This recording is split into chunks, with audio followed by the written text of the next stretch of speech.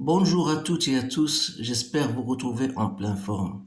Bienvenue dans votre site maths et physique en poche. Dans cette séance, chers étudiants et étudiantes de la première année baccalauréat, je vais partager avec vous un exercice assez important qui comporte certaines questions concernant le travail et l'énergie cinétique. Donc vous devez quand même avoir un bagage, vous devez quand même savoir tout ce que vous avez vu en cours.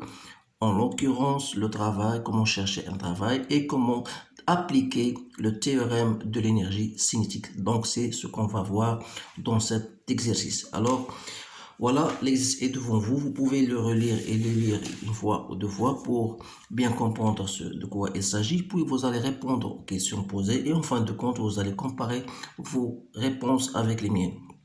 Donc, on vous demande, voilà, un skieur de masse M 100 kg, équipement compris, c'est-à-dire avec son équipement, est tiré par un bateau à l'aide d'une corde, voilà la corde, à la surface de l'eau. On vous donne G, on vous donne la longueur AB et on vous donne alpha, OB égale à OC égale à 15 cm. OB, voilà, ça c'est une trajectoire circulaire.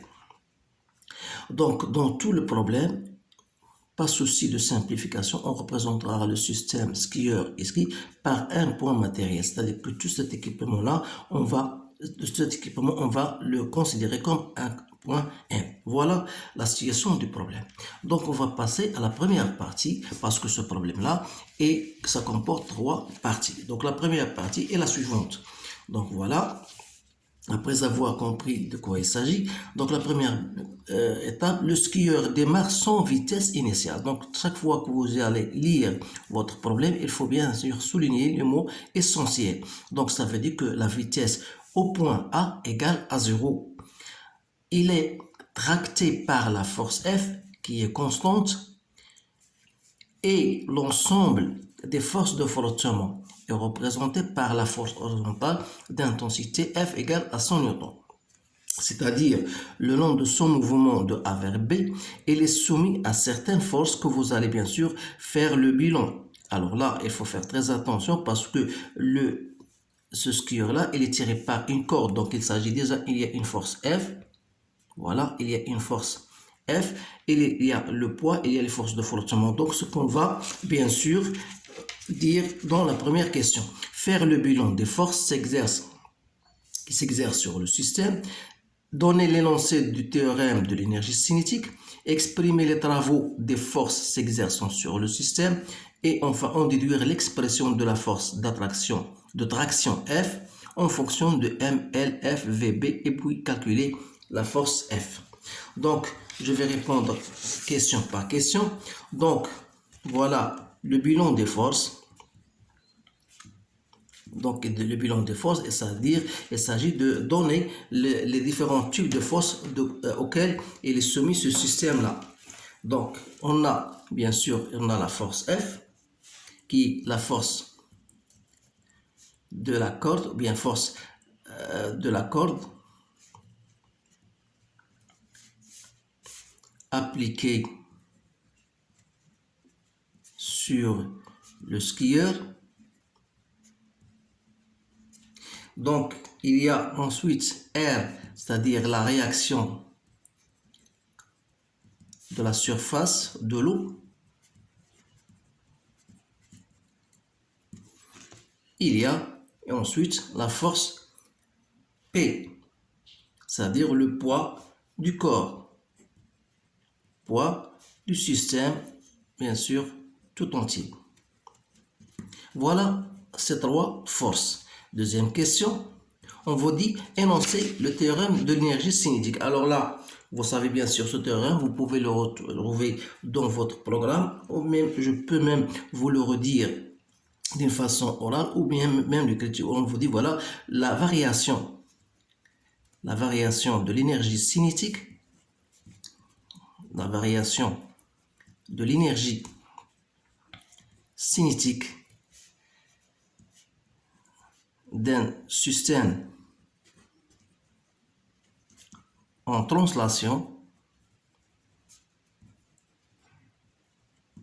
entre deux positions telles que nous les avons A et B, par exemple, dans ce cas, dans notre cas, est égal à la somme de tous les travaux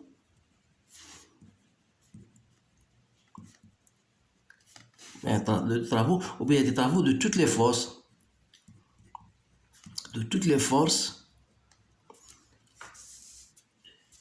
qui s'exercent sur le système.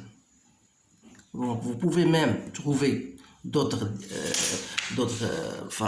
autre façon, bien sûr, de traiter ce théorème-là, mais l'important, c'est qu'il soit bien compris.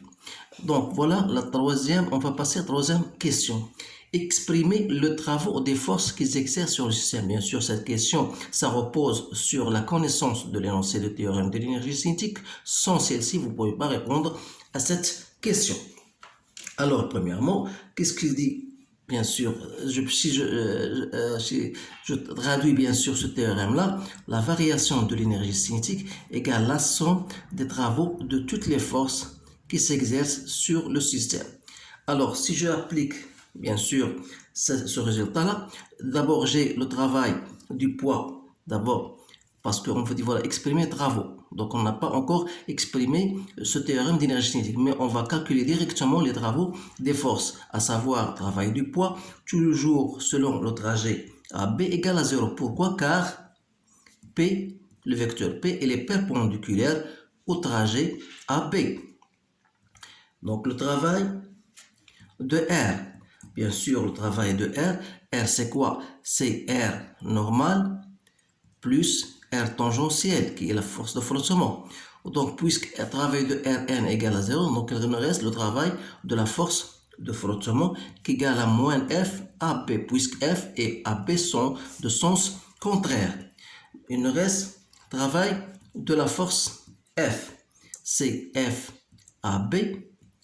Donc, c'est F AB cos de 0, c'est 1. Donc voilà les travaux de toutes les forces. On a bien exprimé les forces, donc je peux même égal à F fois L. Et je peux même les calculer si vous voulez.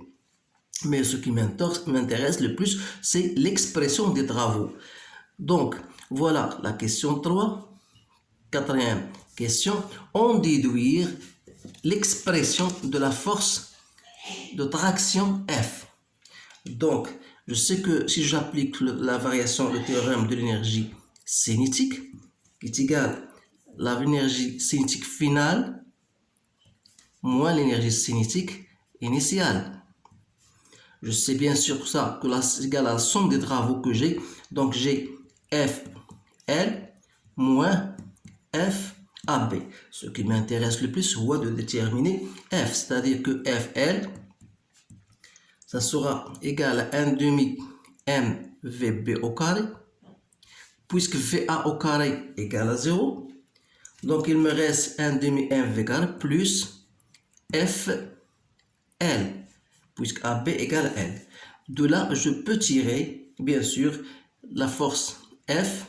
Voilà, je divise par L, donc ça me donne 1 demi MVB au carré plus FL sur L. Donc voilà mon expression de la force. Donc si je fais mon calcul numérique, donc c'est 50 fois 400 plus 100 fois 200 que je divise par 200, je trouve 200 newtons. Voilà. Quatrième question, c'est bien, on a répondu à la quatrième question. Voilà ce qui concerne la première partie. Maintenant, je vais passer à la deuxième étape, ou bien deuxième partie, bien sûr, de ce problème-là. Voilà l'exercice, la suite de l'exercice 2. Donc, voilà, on vous donne la suite qui est la suivante. Le skieur, il lâche la corde en B et parcourt maintenant sans frottement le tremblin circulaire BC de centre O, voilà, de centre O et de rayon OB égale à 15 cm. Voilà le tremplin. C'est-à-dire que le skieur, il va arriver en B à ce point-là, il va se débarrasser de la force F, il va continuer son mouvement sur ce tremplin bien sûr BC. Alors là, on va suivre la lecture. OB, on vous donne OB. Le rayon OC est fait un angle alpha, voilà, comme vous voyez, avec la verticale. Exprimez la hauteur acquise en haut du tremplin. En haut du tremplin. Donc le haut du tremplin, c'est ce point-là. Donc voilà la hauteur H, je l'ai bien noté ici. Donc voilà, on vous demande de déterminer cette distance H en fonction de OB et de alpha. Alors là, qu'est-ce que vous allez faire? Donc, vous savez bien sûr, si vous faites la projection de cette hauteur-là, voilà cette hauteur-là, c'est la même que celle-ci. Donc, pour déterminer H d'après la figure que vous voyez devant vous, donc H c'est quoi? C'est OB, voilà, que je peux retrancher cette distance-là, que je peux appeler par exemple A. Alors, comment je vais calculer A? Vous savez que cos de alpha égale à A que je divise par l'opportuniste, c'est-à-dire OC ou bien OB, parce que OB égale à OC. Donc, ça veut dire que A égale à OB cosinus de alpha, parce qu'on vous demande de déterminer ça en fonction de OB. Alors, je dis, voilà, H, donc c'est OB moins OB cosinus de alpha, ou plutôt OB en facteur de 1 moins cosinus de alpha. Donc, voilà H. Donc, je dis, voilà H égale à OB 1 moins cosinus de alpha. Voilà là, le résultat de ce OB. Maintenant, je vais passer à la question qui suit. En appliquant cette fois-ci toujours le théorème de l'énergie cinétique, exprimer la vitesse VC du skieur au point C en fonction de VB alpha G OB. Donc en fonction de VB et VC et VB. Donc ça veut dire quoi? Ça veut dire que je dois appliquer cette variation de cinétique entre deux points qui sont B et C, c'est-à-dire de B vers C. C'est quoi? C'est 1 demi M V C au carré moins 1 demi M V B au carré. Donc je sais bien sûr que cette variation de l'énergie cinétique est égale à la somme des travaux, c'est-à-dire égale travail du poids, parce que sur ce tremplin, le système est soumis à son poids, bien sûr, et à la réaction R. Alors la réaction, le travail de cette réaction est nul. Pourquoi? Parce qu'il n'y a pas de frottement. Donc vous pouvez le remarquer dans votre énoncé. Donc ce qui prouve que si je fais, ce qui m'intéresse, c'est la vitesse du C. Donc la vitesse C, c'est-à-dire que 1 demi mvc au carré égale à 1 demi mvb au carré plus bien sûr le travail du poids le long BC. Voilà. Alors, c'est-à-dire c'est 1 demi mvb au carré. Le travail du poids le long le trajet BC, voilà. Le travail du poids, c'est quoi? C'est, je dis toujours, c'est plus mg zb moins zc. Vous voyez bien sûr que zb égale à 0, donc il me reste zc, c'est-à-dire, voilà, c'est 1 demi mvb au carré moins mg zc qui est égal à h. Bien sûr, zc égale à h. Donc, par la suite, c'est-à-dire que vc au carré, donc si je multiplie par 2 et je divise par m, ça me donne vb au carré moins 2gh. C'est-à-dire que vc égale la racine de vb au carré moins 2g,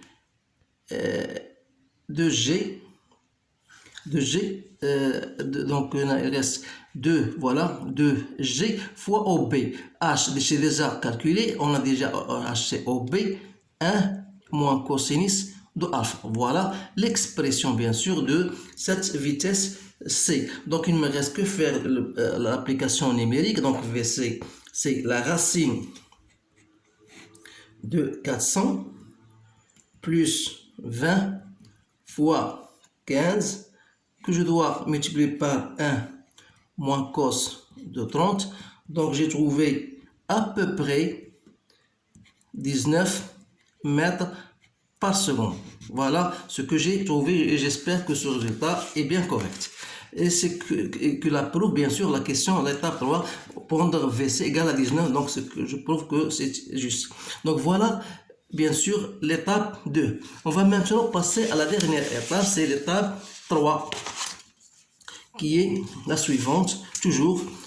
Le skieur effectue un saut et retombe sur des skis au point E, c'est-à-dire que le skieur va bien sûr continuer son mouvement, donc il va monter lorsqu'il va dépasser le tremplin, le haut du tremplin, il va monter jusqu'à un point D, puis va retomber au point E. On prendra la vitesse en C, bien sûr. Donc voilà, donc la question qu'on vous pose, c'est, voilà, et la suivante. On vous donne la vitesse, bien sûr, de D. On vous donne cette vitesse, je vais l'écrire.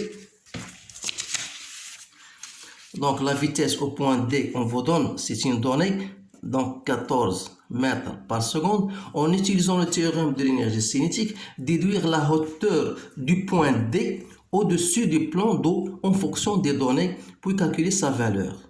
Ensuite, déterminer la vitesse au point E.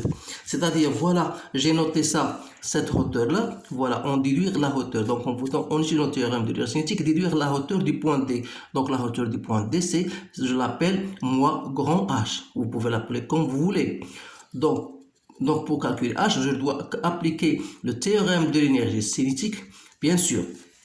Donc, à votre avis, le théorème de l'énergie cinétique, je dois l'appliquer entre deux points, bien sûr. Je vais l'appliquer entre deux points C et D. Donc, la variation de l'énergie cinétique entre C et D, c'est 1 demi mVd au carré moins 1 demi mVc au carré est égal au travail de toutes les forces, à savoir la seule force, c'est le poids de C vers D. Donc le travail c'est mg, zc moins zh, z au point D, c'est-à-dire ça veut dire h. Or z on sait, le travail bien sûr de poids c'est quoi? C'est la hauteur, voilà. Le travail de poids c'est mg, zc moins z, donc zc c'est cette distance là, et h voilà. Donc il me reste cette altitude, il faut calculer bien sûr cette altitude qui est quoi? Qui est h moins h. Donc zc, pardon ici, zc moins zd, pardon ici, moins z de d. Voilà.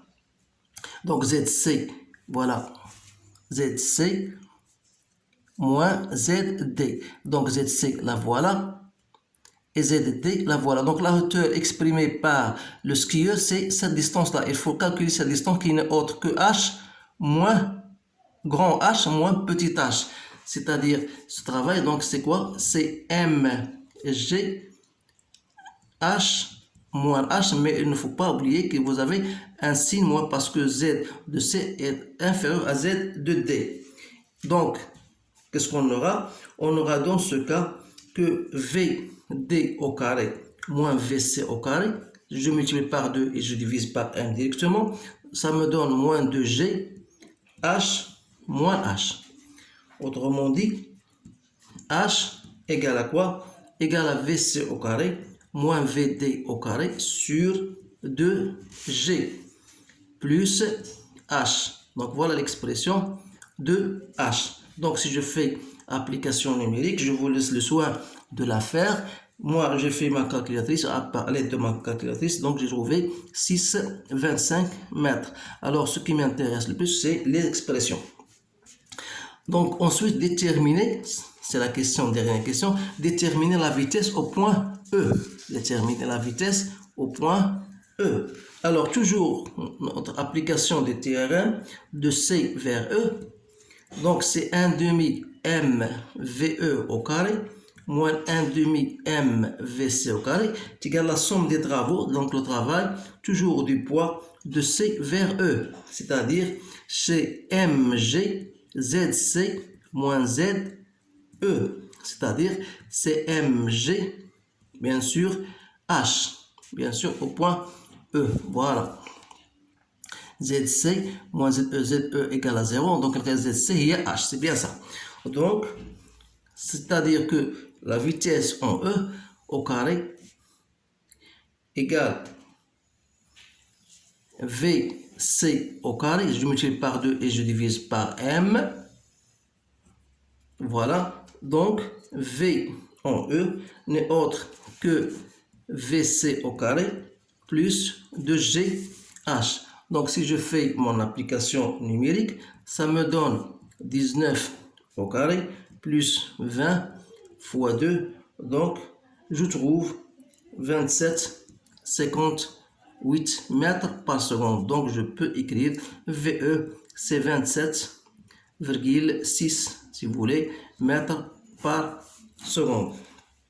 Et donc voilà la réponse à ce sujet-là, qui se comporte 3 parties. Je vous ai choisi cet exercice parce que ces questions sont très intéressantes et c'est le genre de questions qu'on vous pose généralement dans vos contrôles. Donc j'espère que vous avez bien compris. Je vous remercie de votre attention et je vous souhaite une bonne chance et je vous dis à bientôt.